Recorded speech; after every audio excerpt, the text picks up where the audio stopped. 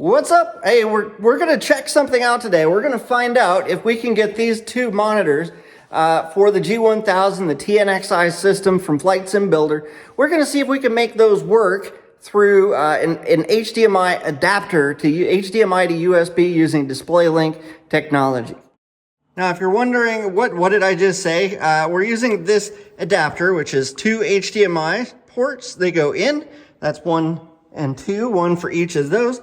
And then USB in on the other side. That's all it is. It uses a kind of a DisplayLink technology. I don't know if it actually is using that, but it should allow me to run two monitors through USB going directly to the, I don't know if it's the BIOS. I don't know if it's going directly to the motherboard or what, but either way, we're going to play around with this and see if we can do that right now. And the purpose is this, guys.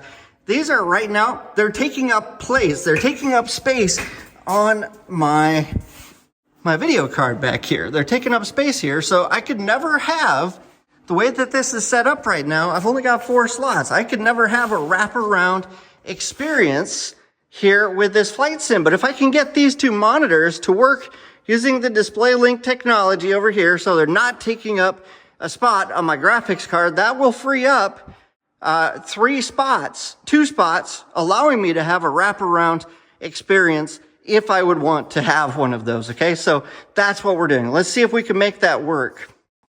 All right, so here's what I did. I plugged both of these into the DisplayLink technology port here, and they are now both working up here. We have now successfully freed up all of the display ports and HDMI slots so we could have a wraparound screen. The next thing we're gonna do is test whether or not that actually works. So it is being looked at as though it is a monitor. So let's take the next step and check the actual display settings. Display settings. Okay, not too bad. Let's take this. Let's take it down here. Let's do that, and then identify to. This is actually over here for some reason. So we're just gonna put those like that, and then hit apply. All right, so that was the first step. Everything's been identified. We are now going to, well, would you look at that? So I didn't even have to set anything else up. It actually remembered from the last time that I used this what the actual pop-outs are. So if they aren't like that, then I would go into the actual system. I would actually go into it up here. I'm not sure where my mouse is. So I would actually go into these, click on these, pop these out, and then move them onto the respective screen. So I'm not going to mess with that right now. The Flight Sim Builder Hub software is actually putting these in their correct spot, which is exactly what I want.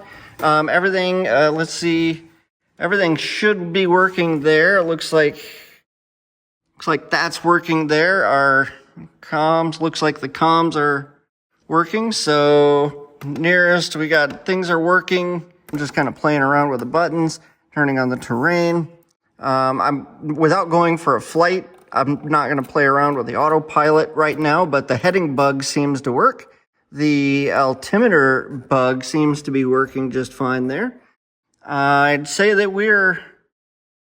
can change, everything's working. I'm happy with the way that things are looking. I really can't complain. So that's what I wanted to show you guys today, was this little display, kind of this little DisplayLink adapter, 2 USBs, plug into it, and then go into the USB. And I'm just using a basic USB slot there on the top, and everything seems to be working fine. So that was it. I really didn't have anything else. I just wanted to see if that would work with the TNxi system. And I'll have some more videos testing things out and seeing if things are working the way that I think that they should be working. That's all I've got for this video. See you guys in another one.